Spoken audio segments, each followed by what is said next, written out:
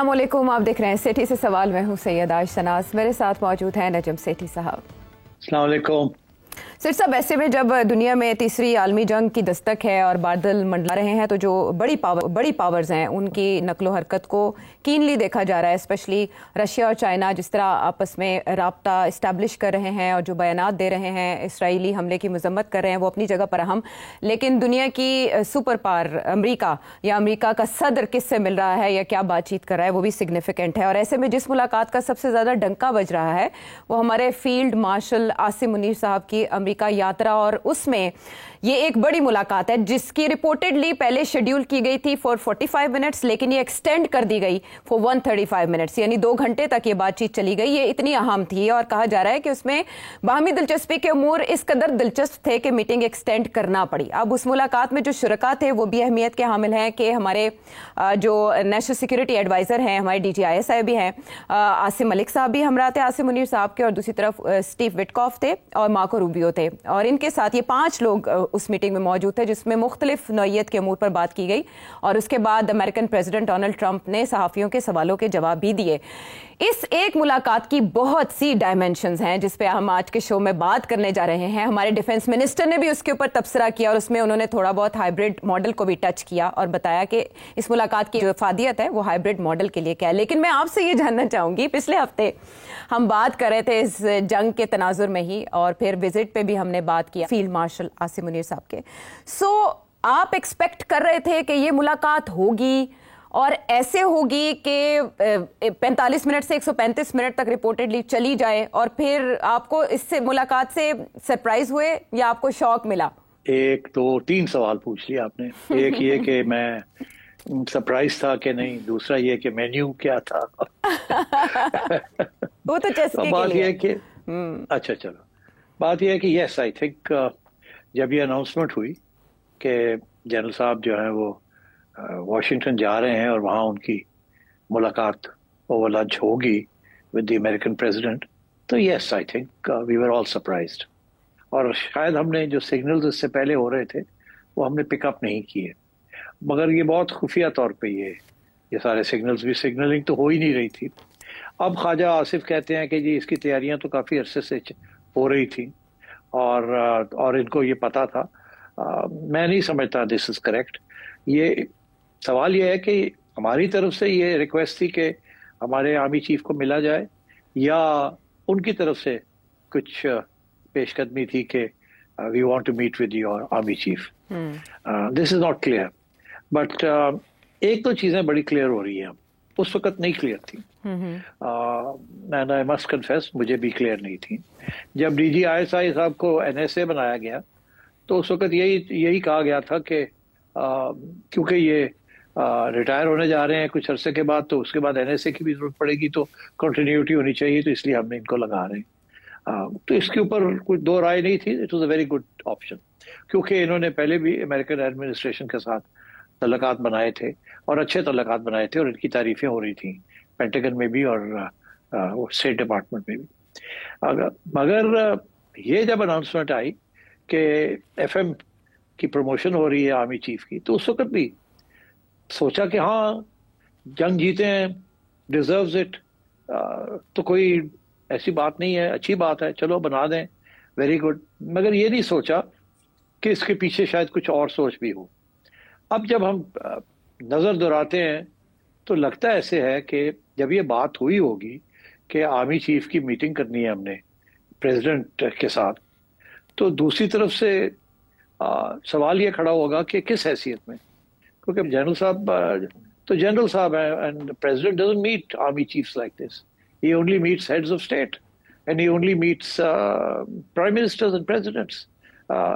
तो किस सूरत में, तो शायद ये डिस्कशन हुई हो कि जैसे जनरल कियानी की एक मीटिंग हो गई थी प्रेसिडेंट ओबामा के साथ, वो शेड्यूल्ड थी मगर नहीं भी थी। शेड्यूल्ड इस तरीके की थी कि ये गए थे मिलने के लिए अपने काउंटर पार्ट्स को, पेंटागन के और स्टेट डिपार्टमेंट के, और फिर इंतज़ाम ये किया गया था कि प्रेसिडेंट ओबामा जो है विल ड्रॉप इन, वो चलते चलते आ जाएंगे, अच्छा हेलो हेलो हाय हाय, और वहाँ जल्दी से 2 बातें हो जाएगी। बिकॉज आर्मी चीफ लेके गए थे उस वक्त के आर्मी चीफ जनरल कियानी, एक ब्रीफ लेके गए थे जो कि वो प्रेसिडेंट ओबामा को देना चाह रहे थे। तो मैं समझता हूँ कि ये बात तो यहीं से शुरू हुई होगी कि is there any way that our army chief can have an interaction with president Trump. मगर ये जब ये बात हुई होगी तो फिर मेरा ख्याल है बात आगे बढ़ने के लिए हो सकता है ट्रम्प ने कहा हो कि मैं मिलना चाहूंगा, मगर ऐसे तो नहीं, ड्रॉप इन वाली बात तो नहीं, कोई लंबी बात भी हमने करनी है, तो इसको सही तरीके से ऑर्गेनाइज किया जाए। तो फिर मेरा ख्याल है ये फैसला हुआ कि अगर फील्ड मार्शल हो जाते हैं ये और वो एनएसए हो जाते हैं, तो फिर एक फील्ड मार्शल जो है is almost like a head of state, he is actually above everything else. So then maybe एक प्राइवेट मीटिंग हो सकती है with the president, and the president can have a luncheon meeting, because उनको भी जरूरत थी हमारे army chief को मिलने की, और हमारी भी ख्वाहिश थी कि हम अपना एक point of view put across करें, because as you know these are difficult times and it was important for the army chief के वो सिर्फ चाइनीज लीडरशिप के साथ नहीं, अमेरिकन लीडरशिप के साथ भी इंटरेक्शन करना चाह रहे थे। और प्रेसिडेंट ट्रम्प जो है वो अननोन क्वांटिटी थे, और आसिम मुनीर साहब भी अननोन क्वांटिटी थे for the other side.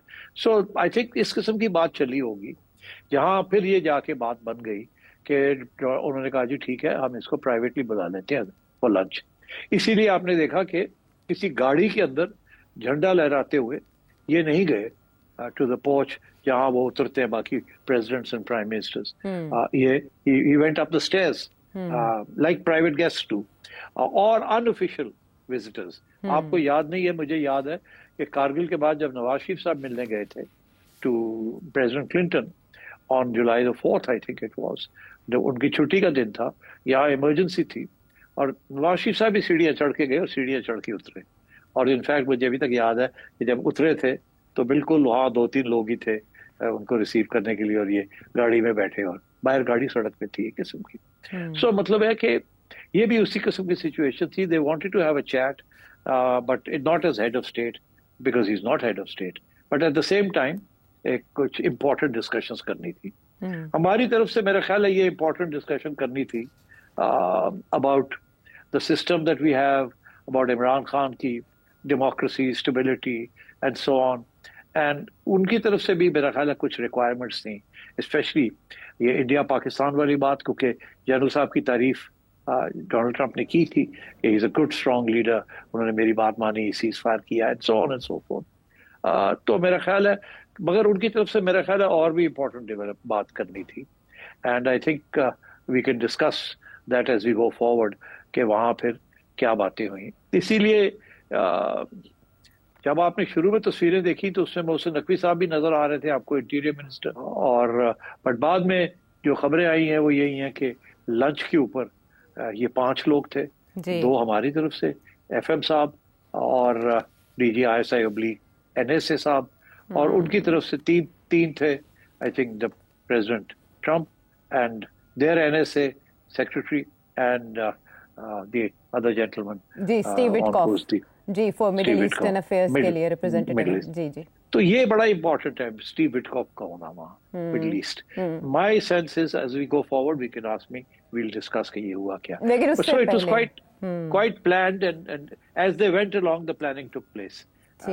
So that is how this came about. अच्छा, इसमें बहुत से पहलू, सवाल बहुत से उठते हैं, यानी आप कह रहे हैं कि इसकी महीनों से तैयारी थी, इस मुलाकात का पहले से तैयारी की जा रही थी, उस वक्त तो इतना इंटेंसिफाइड नहीं था यह ईरान इजराइल क्लैश भी। तो मैं सबसे पहले आपसे ये जानना चाहूँगी कि ये मुलाकात किसकी ख्वाहिश पे, आपके ख्याल में किसने फैसिलिटेट की होगी, इंतज़ाम और एहतमाम किसने करवाया, क्योंकि कहा जा रहा है कि गैर रिवायती ज़राए इस्तेमाल किए गए। जी आयशा, मैंने अभी आपको बताया ना कि हमारी तरफ से ये होगी इनिशिएटिव कि जी जैसे कियानी साहब के साथ एक मुलाकात हो गई थी उस वक्त के प्रेसिडेंट ओबामा की। अच्छा, मगर फिर वहां से मैंने अभी आपको एक्सप्लेन किया कि how it went on and blossomed into this final meeting. असल में मैं चाह रही थी इन अफवाहों पे आपका तबसरा कि ये मुलाकात सऊदी प्रिंस मोहम्मद बिन सलमान की मुआवनत से करवाई गई है, उन्होंने कोई किरदार अदा किया, असल में ये बातचीत चल रही है। देखिए, we don't know that, but बात ये है कि MBS has always played a very important role,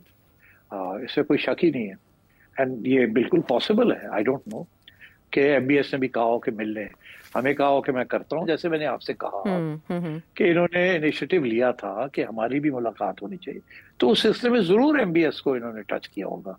और भी हो सकता है इन्होंने 2-2, 3-3 चैनल चलाए हों, इनकी दूसरी चैनल भी तो है ना, वो चैनल जो क्रिप्टो करेंसी के साथ जिसका ताल्लुक है, और बिलाल साहब जो है उनकी भी एक चैनल है ना, और वो भी तो ट्रम्प के साहिबजादे के साथ इन राब्ते में है। फिर ये तब बिजनेसमैन जो आते गए हैं हर लेवल पे, मेरा ख्याल है इन्होंने इनिशिएटिव लिया है because they thought it was important. और ट्रम्प ने उस वक्त रिस्पॉन्ड किया है जबकि ट्रम्प की बात और इन्होंने सीज फायर जब हुई है तो उस वक्त ट्रम्प ने दो बातें कही। एक तो शुक्रिया अदा किया कि जी मेरी बात मान ली, दूसरा क्लेम किया कि मेरी वजह से ये हुआ है। अब आप देखिए बड़ी इंटरेस्टिंग बात यह है कि हमारी तरफ से हमने ट्रम्प का शुक्रिया अदा कर दिया, उस वक्त भी किया था कि thank you for this initiative cease fire, मगर इंडिया ने नहीं किया जी। ट्रम्प कहता रह गया, अभी तक कह रहा है कि मैंने करवाया है, और वो नरेंद्र मोदी कहते हैं आपने क्या कराया, हमारे तो डीजीएमओ ने आपस में बैठ के बात। तो ये फर्क है कि हमारी तरफ से there was always an attempt कि हम जरा ट्रम्प के साथ राब्ते में रहे, और बाय द वे हम कामयाब रहे हैं। जो भी हमने किया है, इधर से भी आए, ऊपर से भी आए, नीचे से भी आए, मल्टीपल फैसेटेड। आपको याद होगा मैंने प्रोग्राम के अंदर आपको बताया था कितनी हमारी लॉबिंग कंपनीज जो हैं दे वर ऑपरेटिंग। तो ये एक कंसर्टेड एफर्ट था लॉबिंग का, बिलाल का, एमबीएस का प्रेशर हमने डाला हुआ था कि किसी तरीके के साथ हमारी मुलाकात हो जाए, मगर जो फाइनली जब ये हुई तो it was beyond expectations, which is why everybody was shocked and surprised.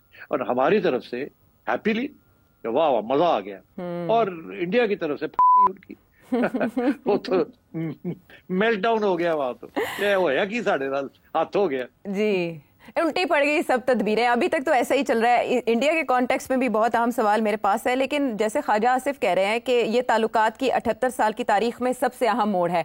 इससे पहले वाले मोड़ जब सेठी साहब हमें याद आते हैं तो हम घबरा जाते हैं। मुझे ये बताएं, कहा जाता है देयर इज नो फ्री। अब वो मैं तो नहीं था, ना ही मेरी चिड़िया वहां तक पहुंच सकी, मगर पहुंच जाएगी एक दिन, जहां करीब जवाब मुझे मिल जाएगा, मगर मैं स्पेकुलेट जरूर कर सकता हूँ। तो अगर आप पूछना चाहें तो मैं स्पेकुलेट। हाँ, मैं असल में आपसे ये जानना चाह रही थी कि उसके बाद जो डोनाल्ड ट्रंप ने मीडिया से गुफ्तगू की और सवालों के जवाब दिए, उनमें उनकी बॉडी लैंग्वेज आपको कैसी लगी?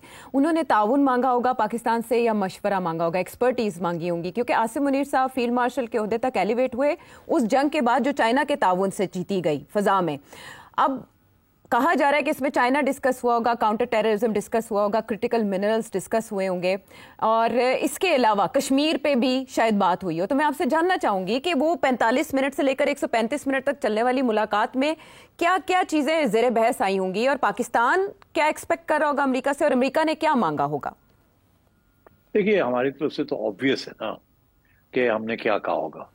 हमने कहा होगा कि देखिए ये हम टेररिज्म से बिल्कुल सपोर्ट नहीं करते, टेररिज्म को, ये इंडिया हमारे साथ ज्यादती कर रहा है, इनको समझाएं, we are not in the business of terrorism.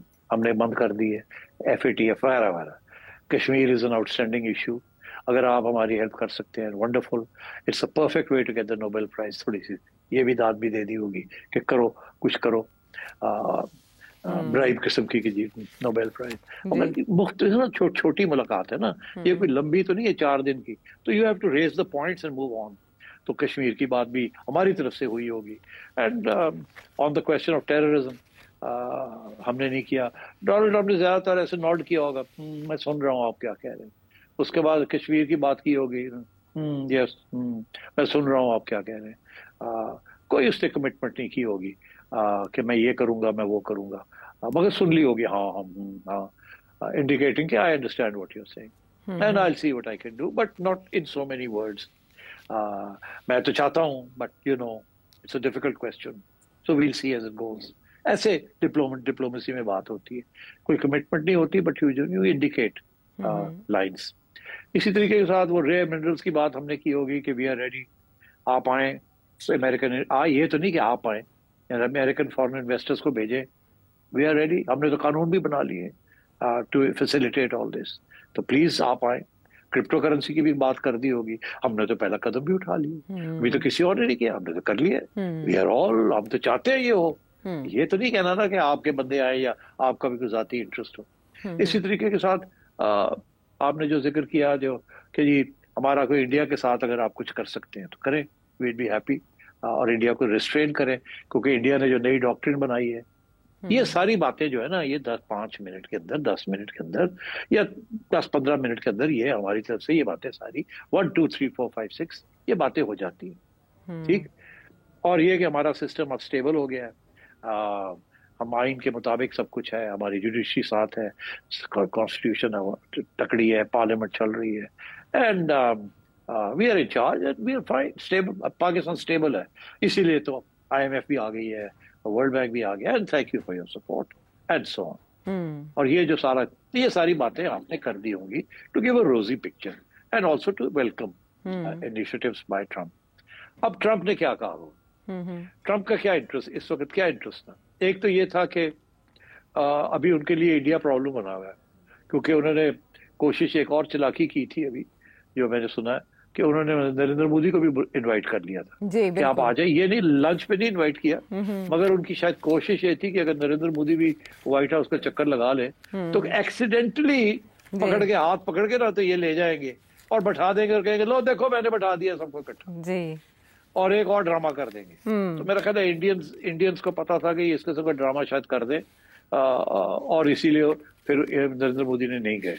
मगर इससे भी ज्यादा अहमियत ये थी कि नरेंद्र मोदी ने तो बड़ा ओपनली अब कह दिया कि भाई साहब, आप ये कहते फिरते हैं आपने सीज़फायर कराया, आपने नहीं कराया। आप ये कहते फिर हमने खुद किया है, हमने डायरेक्ट बात करके पाकिस्तान के साथ दोनों ने मिलकर ये किया, आपका कोई रोल नहीं है।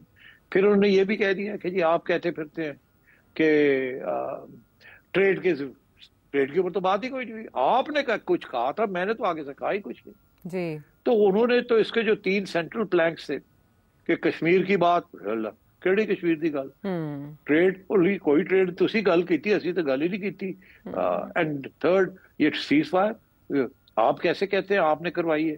ठीक है, आपकी और हमारी एक दफा बात हुई है, और हमारे जयशंकर साहब की भी बात हुई है, मगर मतलब है कि this was actually between Pakistan and India. वो तो अमेरिका को किसी किस्म की क्रेडिट नहीं देना चाहते जी। और बड़ी इंटरेस्टिंग बात ये आयशा कि उन्होंने ये वक्त लगाया है ये बयान देने में, अभी तक नहीं दिया था। ट्रम्प हर रोज कहता था, 8 दफा 9 दफा उसने ये कहा है। ये इधर से रिपब्लिक टीवी तो लगा हुआ था, मगर नरेंद्र मोदी और गवर्नमेंट की तरफ से कुछ नहीं हो रहा था, चुप थे वो, नहीं आ रहा। अब मेरा ख्याल है उन्होंने सोचा कि अब बोलना चाहिए कि इन्होंने तो आसिम मुनीर को खाने पे बुला लिया और हम बैठे हुए यहाँ, और हमारी यहाँ घर के अंदर ठीक ठाक लिथरॉल हो रहे हैं जी। लोग कह रहे हो तुसी कीता की आप तो फारग हो गए, ट्रम्प ने तो आपको काचू मार दिए, आप तो कुछ और कह रहे थे तो वो तो कुछ और कह रहा है, और आप तो आउट हो गए। तो अब नरेंद्र मोदी ने अपने सियासी करियर को बचाने के लिए is had to take this line, तो उसने तो इसीलिए वो गया भी नहीं। और ट्रम्प की ये कोशिश थी कि अभी भी आ जाए तो मैं कोई खड़ा होकर जल्दी से तस्वीरें खिंचवा लूं, तो मैं दोनों के हाथ पकड़े हुए हैं और देखो जी मैं ले आया हूँ इन दोनों को, एक और दफा के नोबेल। तो ये ड्रामे वो करता है, बट नहीं कामयाब हुआ।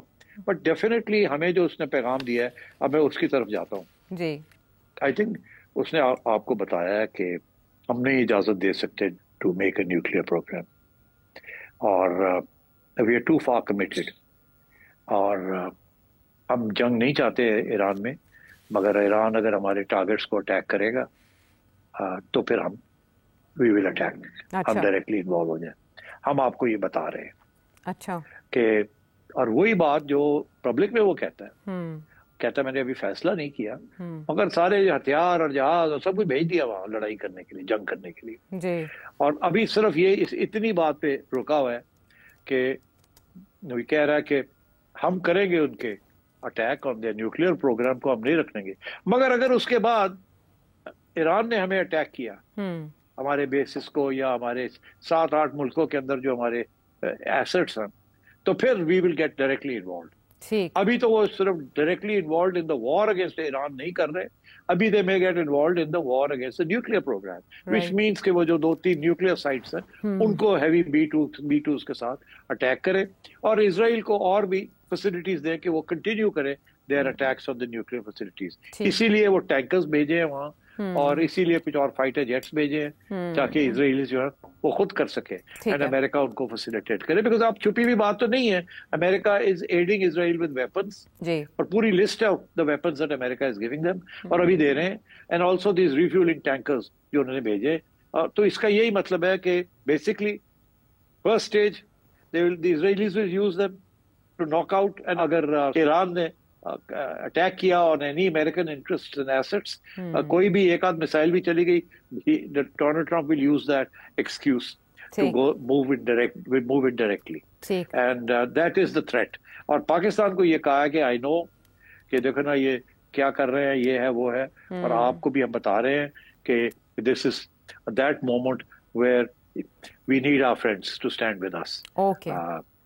ये नहीं कहा कि you know if you are not with us you are against us, ये बात उस लेवल तक नहीं कही, मगर इशारा वही है कि देखिए उसकी वजह टाइम है या नहीं। मुझे ब्रेक का काफी देर से कहा जा रहा है। मैं चाह रही हूँ कि इतनी इंटरेस्टिंग गुफ्तगू चल रही है कि ईरान की बाबत क्या मुतालबात पाकिस्तान से किए गए होंगे, तो थोड़ा सा हम इसमें सस्पेंस रखते हैं, क्योंकि जाहिर है दुनिया दिलचस्पी से देख रही है सारे मामले को। ईरान मोहतात रद्द-ए-अमल दे रहा है, तो दूसरी तरफ जो वॉल स्ट्रीट जर्नल की खबर थी हमले की इजाजत देने के मुतालिक, उसको डोनाल्ड ट्रंप ने मुस्तरद कर दिया है। ये भी एक अच्छा शगुन है कि वो भी मोहतात चल रहे हैं। वापस आते हैं एक ब्रेक के बाद।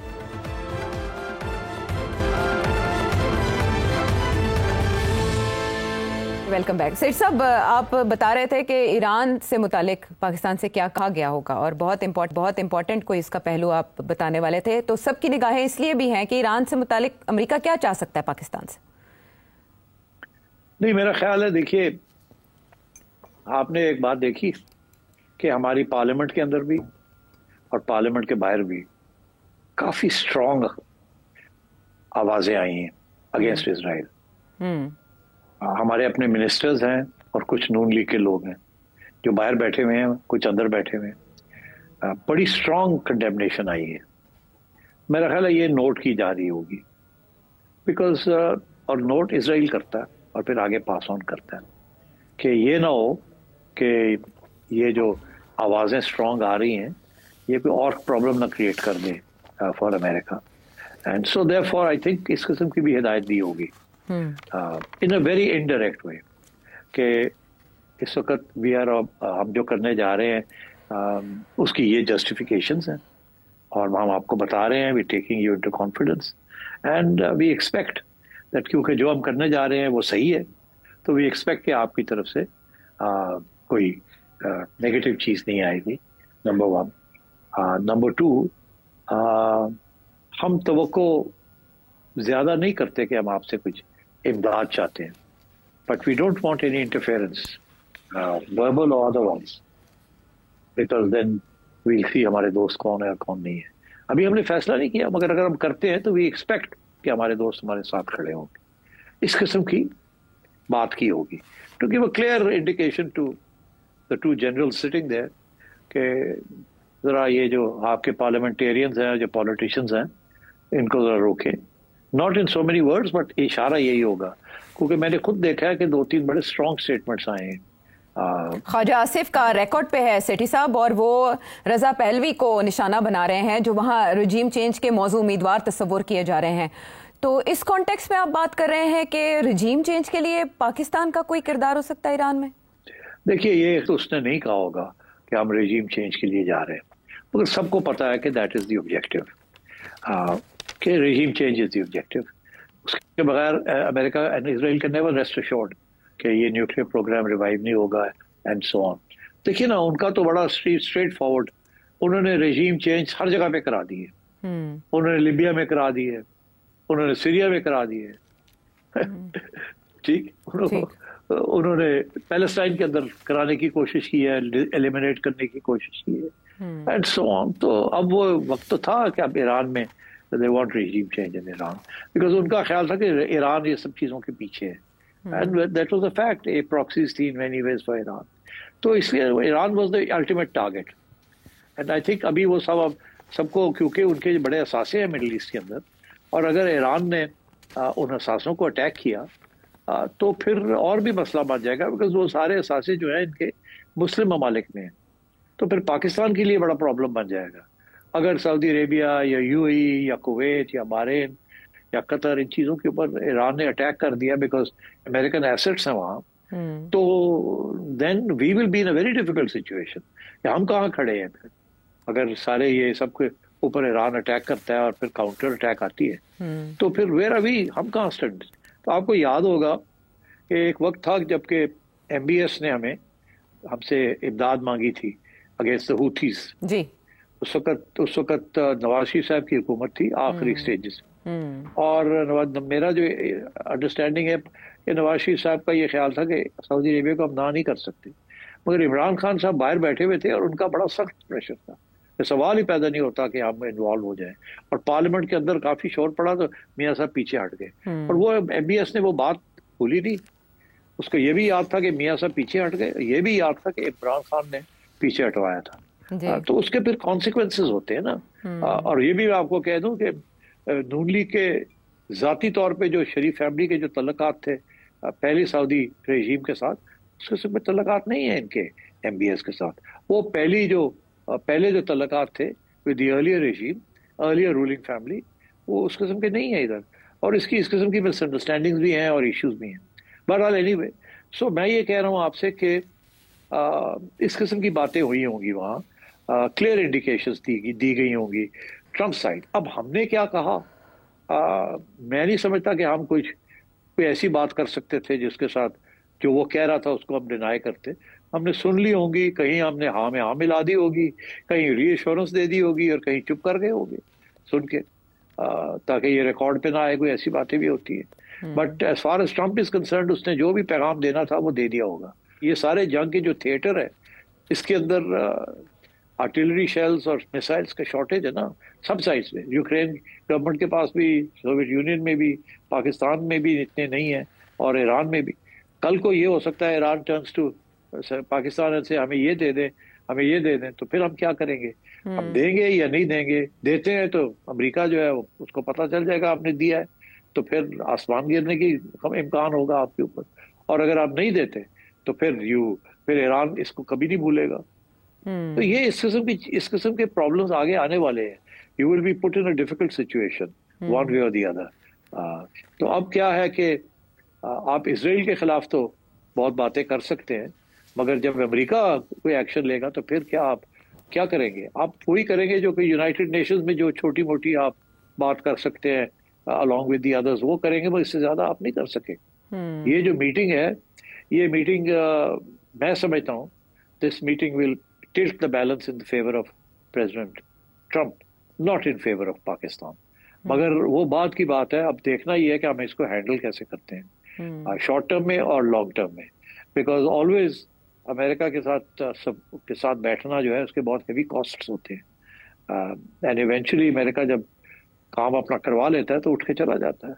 ये एक दफ़ा नहीं 3 दफ़ा आपके साथ हो चुका है। So now we are in this difficult situation. मगर अच्छी बात है कि एक मुलाकात हो गई है, कुछ क्लियर हो गई है बातें एंड सो ऑन।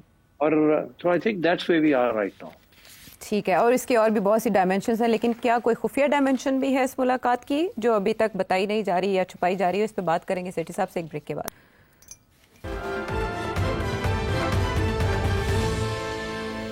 सेठ साहब, मुलाकात ज़ेरे बहस है। दूसरी तरफ टेलीफोनिक राब्ते भी हो रहे हैं और रूसी सदर पुतिन और चीनी सदर शी जिनपिंग के दरमियान भी राब्ता हुआ है।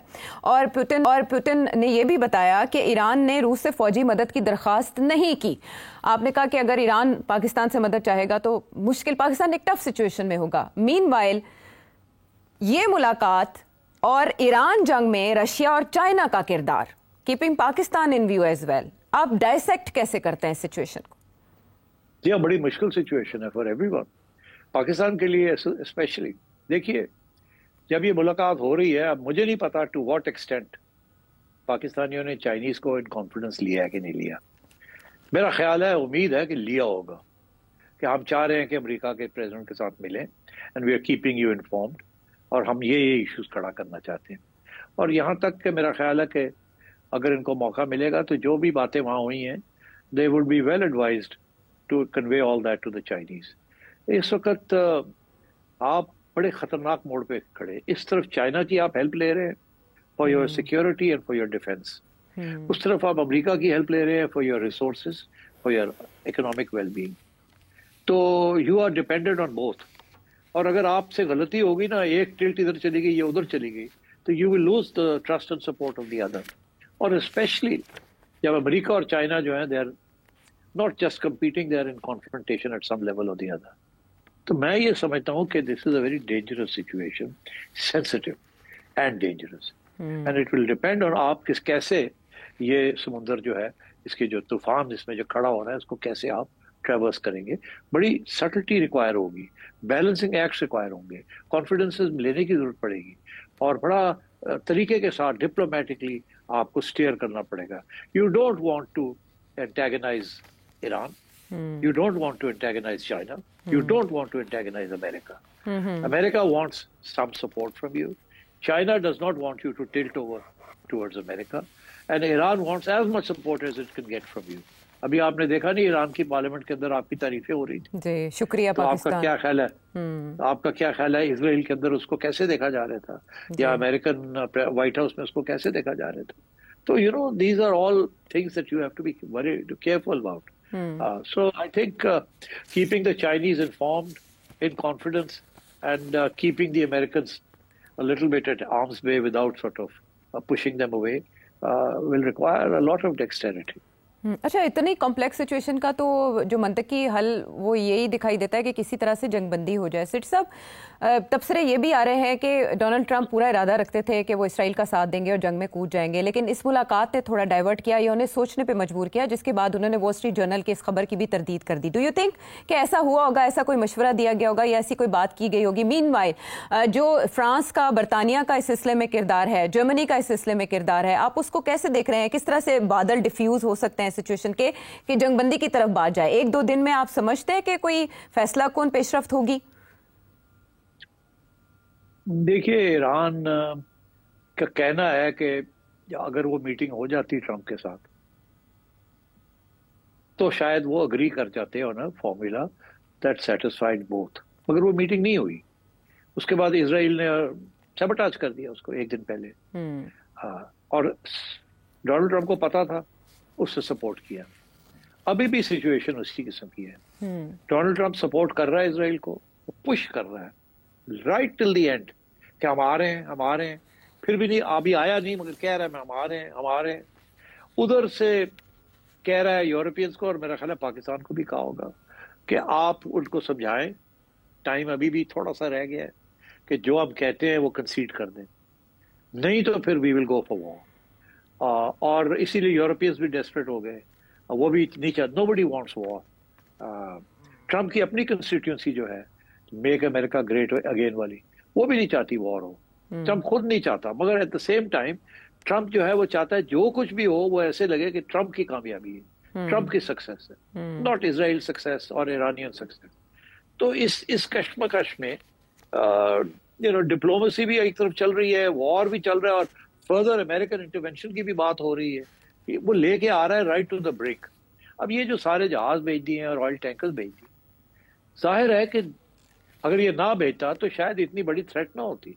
वो भेज दिए उसने, they are on stand by. किसी वक्त वो बटन दबाएगा और द B-2s और द बंकर बस्टर्स, या उससे पहले एक और राउंड इजरायली से करवा दे to put more pressure on Iran and so on. रहबर आला को टारगेट कर सकते हैं प्रेशर बढ़ाने के लिए सिटी साहब? यस, बिल्कुल कर सकता है। तो अब मेरा ख्याल है ये भी हो सकता है कि पाकिस्तान को भी कहा हो कि use your good efforts to persuade the Iranians कि हमारे साथ पंगा ना ले, जो हम कहते हैं बात मान जाए, नहीं तो फिर I will have to come into the war. तो ये बातें चलती रहती है। अब क्या Pakistan will end up playing role? I don't think it can. देखिए, टर्की जैसा मुल्क भी कांट प्ले अ रोल, वो भी अपना सोच रहे हैं कि हमारे साथ क्या होगा। वो तो वो कहते हैं कि शायद हम उनकी बारी आएगी, पहले ईरान, फिर उनकी बारी आ जाएगी, फिर पाकिस्तान की बारी आ जाएगी।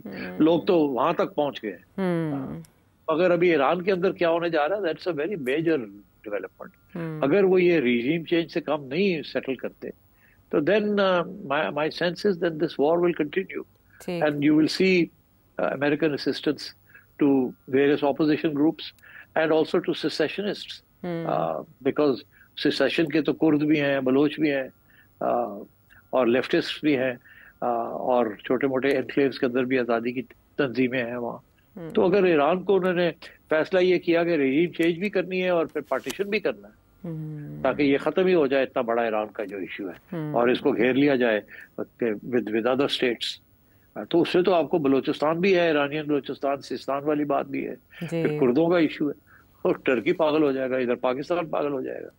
मतलब है कि you know these are all threats that are facing Iran, and अगर ईरान स्प्लिंटर होता है तो फिर ये Turkey and Pakistan can not remain unaffected. और फिर ये कि अगर यहाँ आके रजा पहलवी जैसा बंदा एक अमेरिकन रिजीम यहाँ आ जाती है तो then I am afraid things can get very rough for the neighborhood. It can become a staging point for many things. जैसे शाह ईरान के ज़माने में था।